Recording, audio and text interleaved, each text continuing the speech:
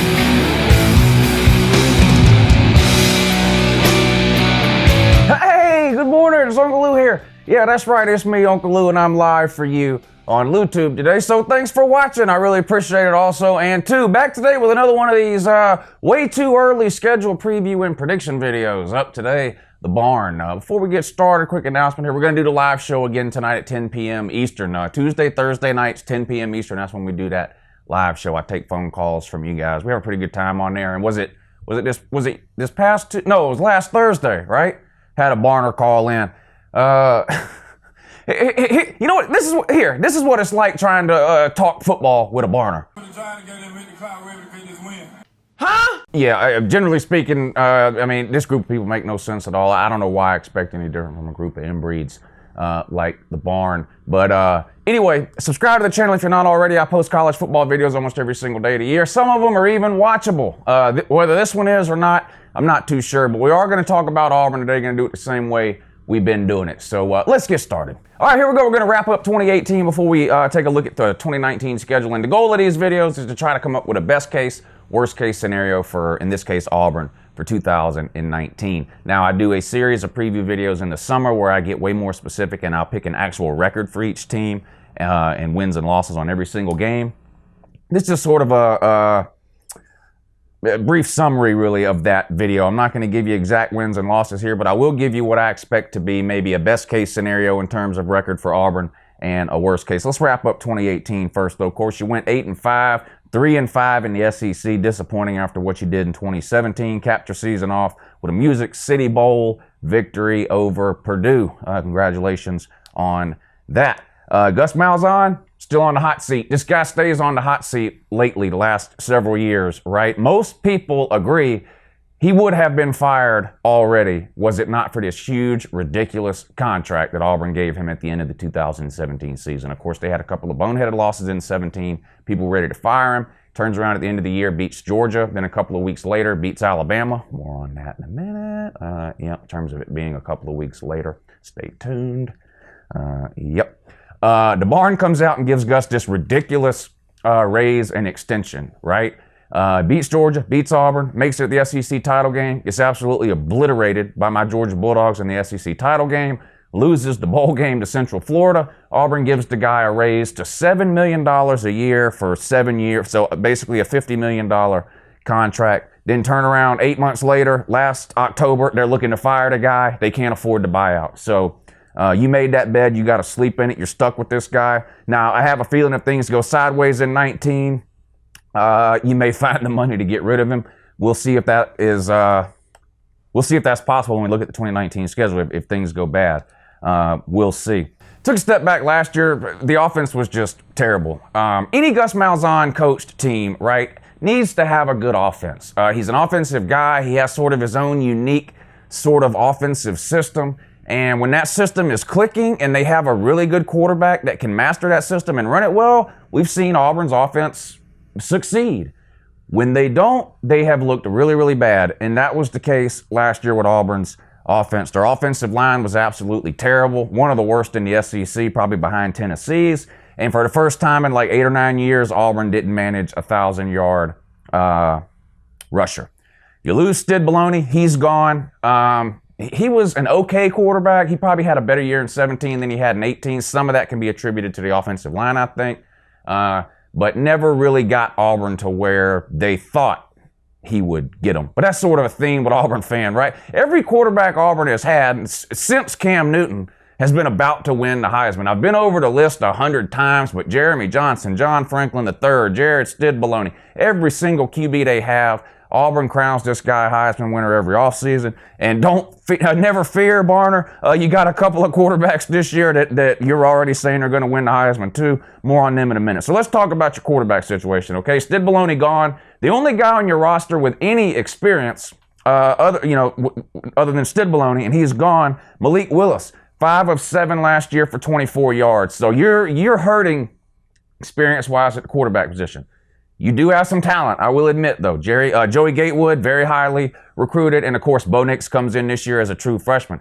I happen to think it's going to be either Joey Gatewood or Nix. Nothing against Malik Willis. I know, was it 2 off seasons ago? He was winning the Heisman for you guys. I think that's what it was. Then, of course, last year, Joey Gatewood was going to, you were telling everybody Joey Gatewood was going to win 2 Heismans and 9 national titles. Now, this offseason, you guys are stroking Bo Nix. So he's the next multi-Heisman winning, undefeated Auburn quarterback. But like I said, this is just the same routine we've seen over and over from DeBarner. Different verse, same as the first. We'll see. All 3 of those guys are at spring because Bo Nix did early enroll. So you'll have Nix, Gatewood, and Malik Willis vying for that starting quarterback position this spring. Now, some good news in terms of experience with the offense.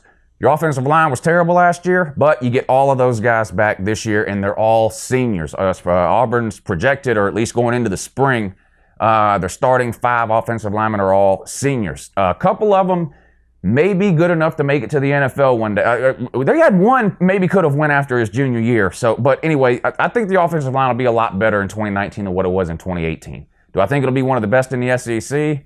Probably not. Alabama's going to have another great offensive line. Georgia's going to have a great offensive line. I would probably put Auburn in the category after those 2 in terms of offensive linemen.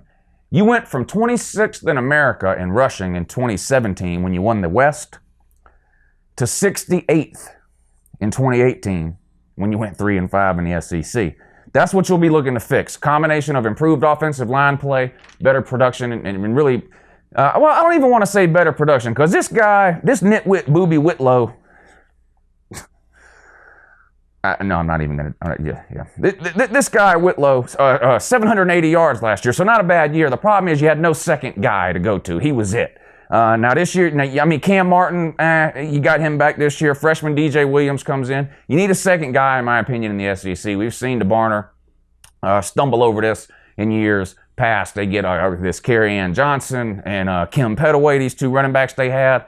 Great running backs in August, great running backs in September, great running backs in October. November comes around, they're out of gas. Gus Malzahn runs these people 25, 30 times a game, and then come November, just like what Kentucky did to Benny Snell last year. So you need a second guy. I do like Booby Whitlow. Cam Martin, very highly recruited. We'll see if he can step it up this year. And like I mentioned, DJ Williams coming in as a freshman. Now on defense, you get lucky on the defensive line. You bring a bunch of talent back that could have went pro. Derek Brown, Nick Coe. But your linebackers, you lose 3 of your starting linebackers are gone. So that's the glaring issue on defense heading into spring is the linebacker position. Now Auburn has recruited great on the defensive side of the ball. I wish Georgia could get some of the defensive linemen that Auburn has got over the last few years. I mean, I'm not going to lie. Georgia's had great recruiting classes over the last 3 or 4 years, but you guys heard me say this before. We have struggled to sign elite defensive linemen at Georgia over the last really 3, 4, 5 years. Well, we'll see if we can get that turned around. But anyway, defensive line will be a strong point at Auburn. Linebacker, you got some work to do. Young, talented guys. Owen Papo, true freshman. Now, a lot of Georgia fans say, oh, wait, not no good anyway. We didn't want him. Owen Papo is legit, the real deal. Georgia wanted him, of course. Came down to Georgia and Auburn. He chose the barn. But listen, yeah, Owen Papo, it is that good. He's a great player. He'll be a great one. It wouldn't surprise me to see him starting for you guys this year. Wide receiver, you lose a couple of guys too. Slayton and what was the other guy's name? Did I write it down? Oh, Davis. Yeah, Ryan Davis and Slayton. Slayton was a little fast guy. What did I think it was? Anyway, you bring a couple of wide receivers back too, so it's not like a Georgia situation. Georgia loses all its wide receivers, top 3 wide receivers, top tight end. You lose 2 of your wide receivers. Bring a couple of them back. All right, I tried to go through that quick because that damn Tennessee video is 30 minutes long. All right, let's talk about the schedule now, see what we can do. I'm up and down on Auburn for 2019. I think there's areas on Auburn's team in 2019 that are going to be better than what we saw in 2018, and I think there's areas of Auburn's team that are going to be worse than what we saw in 2018. People are high on Auburn's offensive line, and I get it. They're all seniors. They're all starters, returning. I get it, but they were really bad last year. So, can they get better this year? Of course they can. Players can improve from year to year. Can it become an elite offensive line with those same group of guys you had last year? I have question marks there. I have questions about you at the linebacker position. And, of course, questions about Gus Malzahn. But here we go. Same as usual. We're going to put the... damn, you almost fell over. We're going to put the schedule up on the screen here. We'll take a look at it, run through it real quick, talk about a couple of different categories of games, non-con games, any trap games, toughest 3-game stretch, that kind of thing. So, all right, for the second year in a row, you start out with a neutral site game against a Pac-12 team. This time you got Oregon over in Arlington. Texas, of course, last year beating Washington week 1 in Atlanta, right? Chick-fil-A Kickoff Classic or whatever it was called. Get Oregon this year. Not going to be an easy game. Oregon's got one of the best quarterbacks in the nation. They got a good coaching staff. I know it's the Pac-12, and believe me, I'm the first to tell you that the Pac-12 is a dumpster league. I think Oregon and Washington both are going to be pretty good this year out of the Pac-12. I think this is going to be a game similar to what we saw last year between Auburn and Washington in terms of the final score. I think it's going to be a close game. Honestly, either team could win that one right now, in my opinion. All right, week 2, your first home game, you get Tulane, the Green Wave. That should be no problem. And then another cupcake for you at home, Kent State. And then we jump into the SEC schedule, and this is tough here. At Texas A&M, home against Mississippi State, at Florida. That's a tough 3 games there. I'm high on Texas A&M, a lot higher than most people, so keep that in mind. I'm higher on Texas A&M for 2019 than most people are. I think they're a top 10 team, top 15 at least, maybe top 10.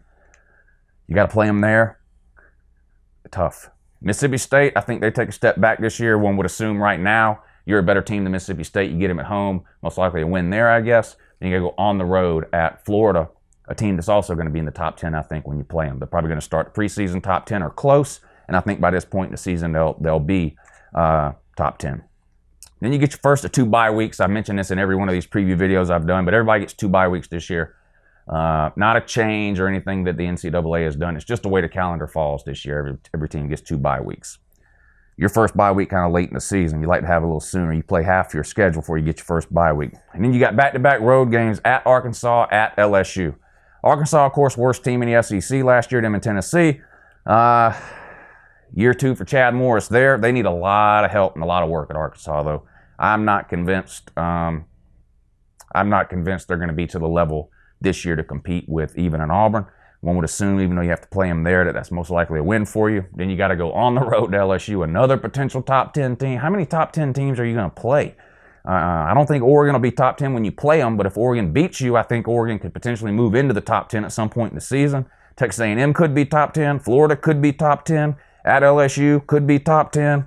And then you know what you got at the end of you know what you got coming up at the end of the schedule. You know, Barner. You know, I know. You know. You've been crying about it. Now, we'll talk about that when we get there. But anyway, at LSU, tough game. Home against Ole Miss. No one cares about Ole Miss. They just don't. Ole Miss bought every player they could find. Couldn't even win the division. Then another bye week. And then here we go with the crybaby part of your schedule. At home against Georgia. At home against Samford. At home against Bama. This is pathetic and sad. This crybaby routine that you guys pulled about changing around this schedule because it's too hard to play Georgia and Bama. Yeah, whoa.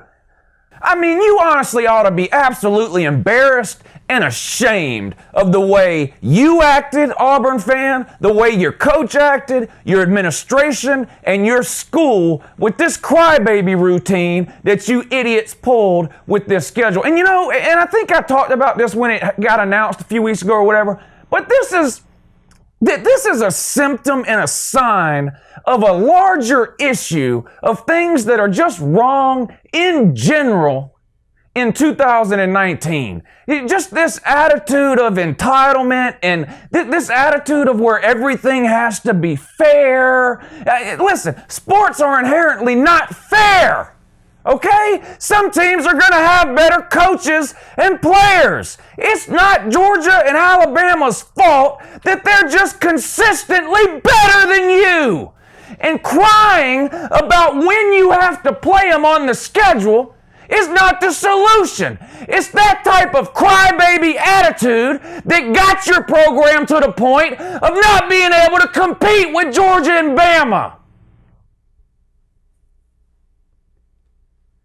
Play the teams when they're scheduled. You really should be ashamed. Crying because you got to play Georgia and Bama in a 3-week period at the end of the year. Pitiful. Pitiful.